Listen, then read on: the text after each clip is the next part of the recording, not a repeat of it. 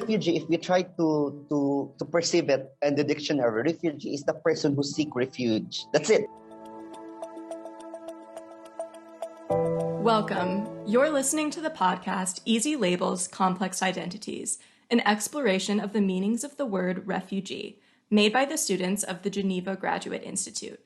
This podcast discusses the construction of the refugee label and how individuals with refugee experience perceive and inhabit this label. My name's Amanda. I'm Amelia. And I'm Ashling. And we've produced this podcast episode with our colleagues, Tessa and Zizhou. Amanda is going to start us off with a brief introduction before diving into our discussion. Thanks, Amelia. So the refugee label is used by politicians, academics, and humanitarians alike and serves multiple purposes. At its very core, the label distinguishes individuals forcibly displaced who are eligible for protection and assistance. In many countries, including here in Switzerland, this eligibility is based on precise criteria in the 1951 Refugee Convention and its 1967 protocol. In the aftermath of World War II, Western states needed a mechanism to help delineate their responsibilities to populations of people displaced by the war. For displaced individuals who have lost the protection of their countries of nationality, the Refugee Convention shields them from deportation and contains some social, economic, and civil rights. However, there are clear boundaries to this protection and care. For example, political rights are noticeably absent from the Refugee Convention. And in Switzerland, the Refugee Convention continues to be applied to classify migrants in order to justify political and humanitarian interventions.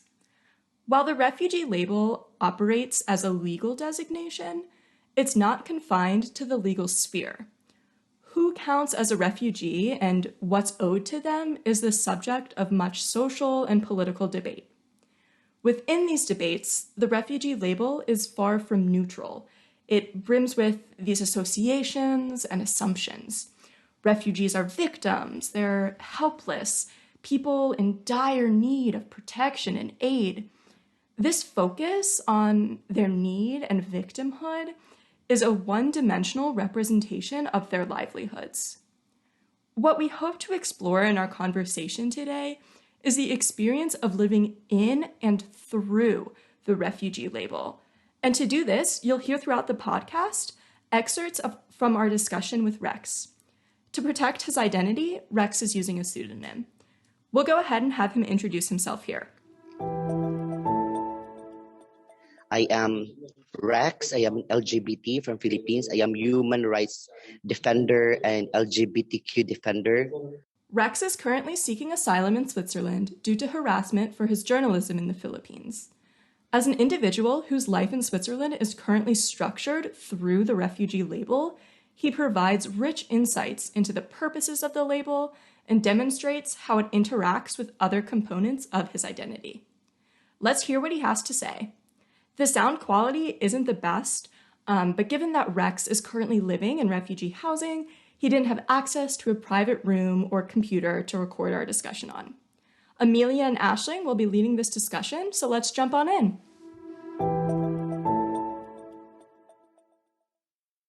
Hi, Ashling. Hi, Amelia. It's wonderful to be here with you today.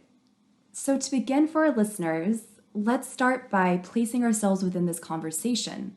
So who are you? Well, I'm first and foremost a student of development studies, but I also am a practitioner in development in the nutrition sphere. What about you? How do your experiences frame the way you approach this discussion?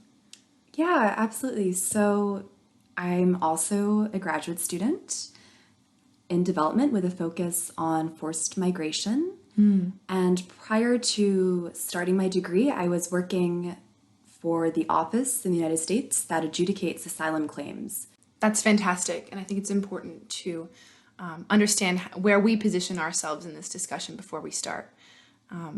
So let's turn now to the most important voice of all in this podcast, Rex's, and how he experiences the refugee label in his daily life.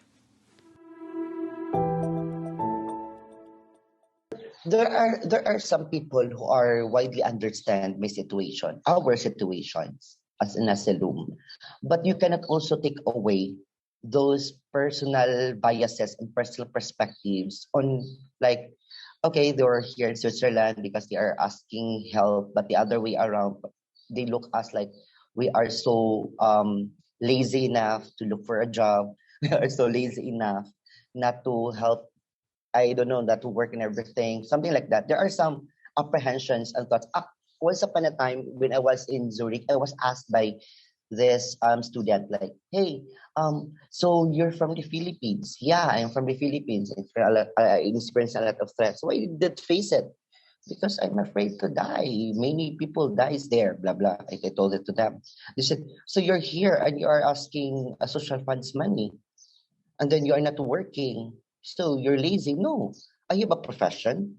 I am a journalist. I can work, but logically, because of these government rules that we are not allowed to work unless our case is not yet done. There's an inspector and they asked me like, hey, this is a wrong ticket. Instead, like me paying like 100 francs, they asked me to pay 10 francs. Why? Because of my ID, because an asylum. I was so shocked, like, okay, this woman, like, very knowledgeable on our situations. It's interesting how, in these two accounts, the refugee label has drastically different connotations. While the student treats Rex with suspicion, the trained inspector perceives Rex through a lens of compassion. Yet, I'd be curious to hear your opinion. Do you think there's a framework that can unite these two interactions? I would argue there is. What unites both of these interactions is how Rex is treated or approached as a quote-unquote other, right? His identification as a refugee seems to create these clear boundaries or barriers between Rex and the people that he's interacting with. It's really clear that in Rex's story, how that student's suspicious gaze and their assumptions negatively impact his sense of self-worth. Not only is he not able to work due to the government's policies, he's also then criticized over his inability to work. It seems like there's very little space in which Rex can meaningfully contribute to society, legally. What about being approached in the second example by the trained inspector through a gaze of compassion, though? No, I'm really glad you brought that up. So Rex actually speaks on that directly, how it feels to be a recipient of this compassion. So let's hear what he has to say now.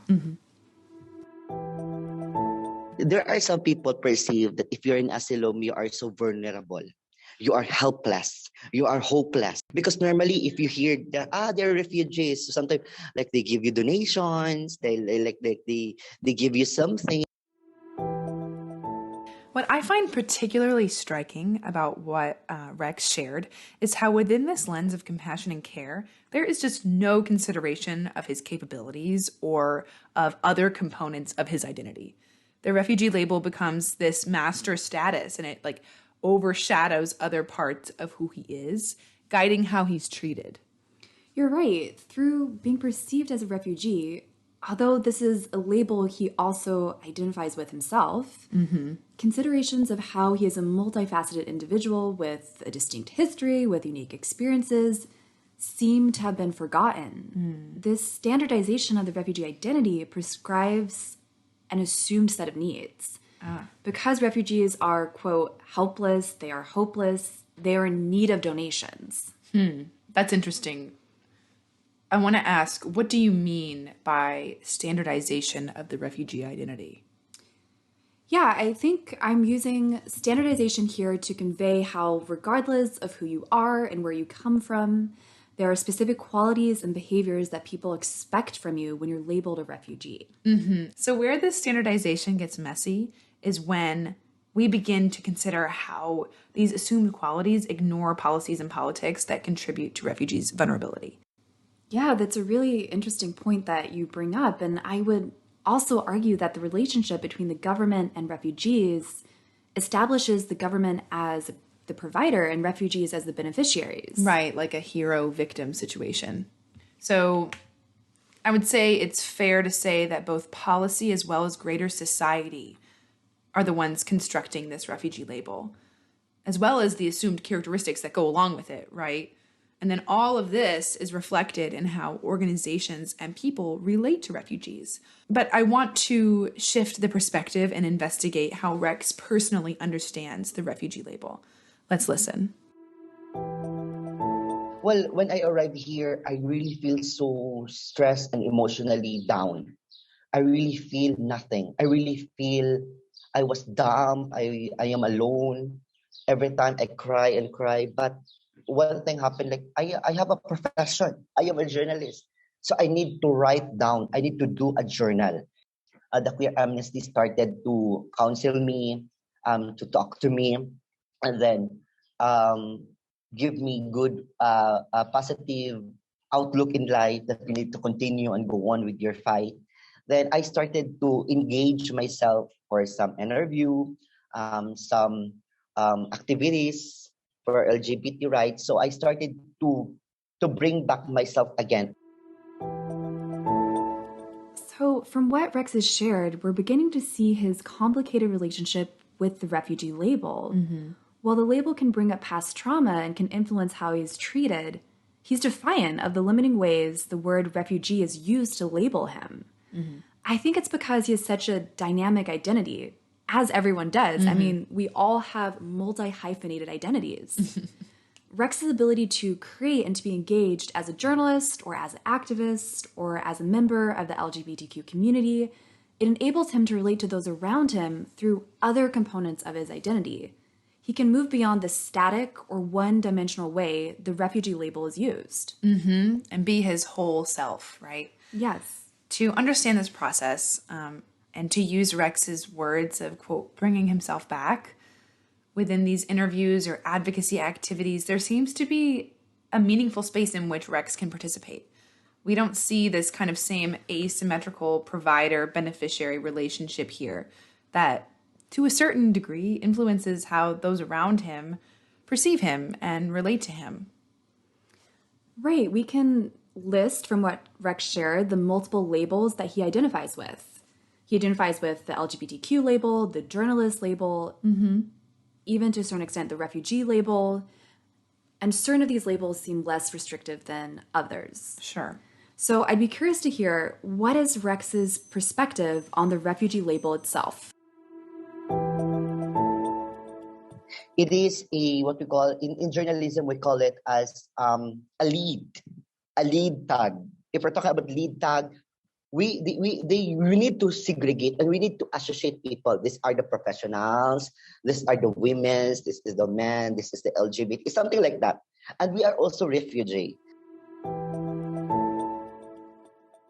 Other people perceive it negatively, but some of the people accept the fact. This is not a discriminatory tag.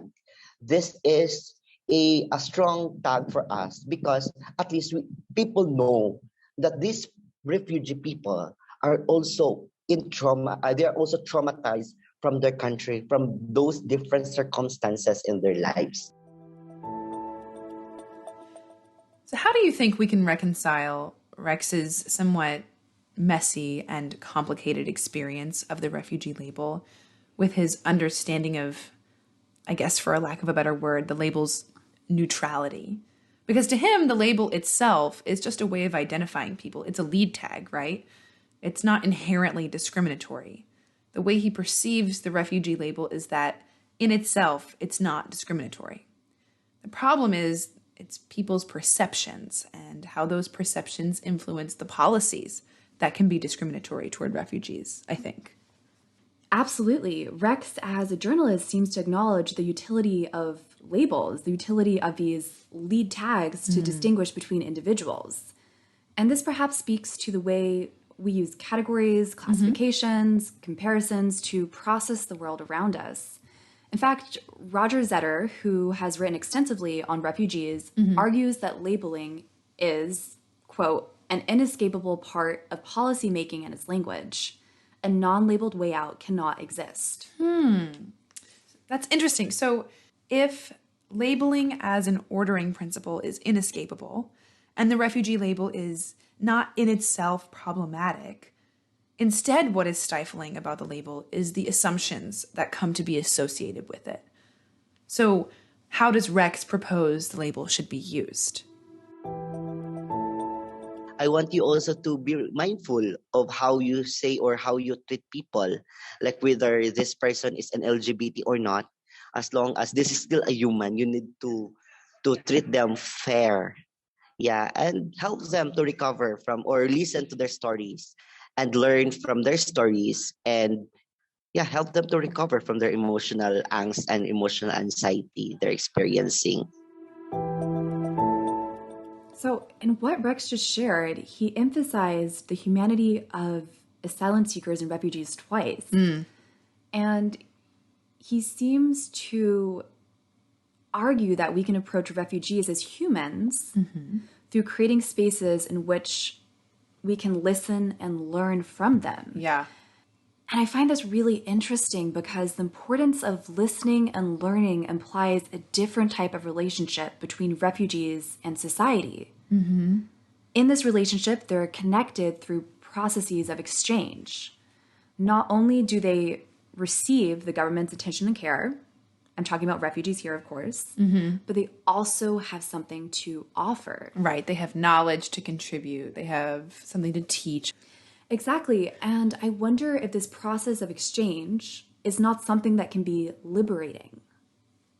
So why are so many policies output and outcome oriented then, as opposed to impact oriented?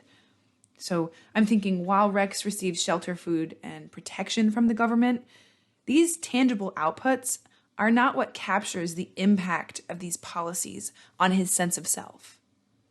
The things that really have meaning, or seem to have meaning at least, for Rex, and that contribute to him coming back to himself, as he said, are not easily quantifiable. What seems really important for his well-being is finding space where he can meaningfully contribute and express himself. I really think that Rex's words on this subject are quite moving. When I experienced the safe space, it was once a month event where LGBT community are gathering together. I can shout, I can dance, I can do whatever I want. I can play guitar. Just once a month, I will forget everything, all my anxiety, all my feelings, my emotions, because I can share to them. I can show to them my talent like that. But after that one day event of safe space, I need to go back from the reality. Wow. So, listening and learning from Rex here, what are some of the principles we can distill which could be creatively integrated into government and humanitarian responses to refugees to make them, as you shared earlier, impact-oriented? I think that is a really great question to end with, and something that we all need to reflect on because we don't have the answers yet. And as we begin to explore that question of impact over outcome or output, a principle to guide our thinking is that while it's important to extend compassion and care to refugees, that care needs to be structured as respectful exchanges. But of course, this is just the tip of the iceberg. We have been talking about labels and power structures that have existed for decades and really can't be completely broken down and dismantled in a single 20-minute podcast. Right. But I think what you begin to capture is how we need to continue to listen and learn together as governments, as civil societies, as refugees. It's a collective process. Thanks so much for listening to Easy Labels, Complex Identities, an exploration of the meanings of the word refugee. We hope you found this discussion thought-provoking and will apply some of the lessons Rex taught us into your daily lives and workspaces. We look forward to continuing these conversations.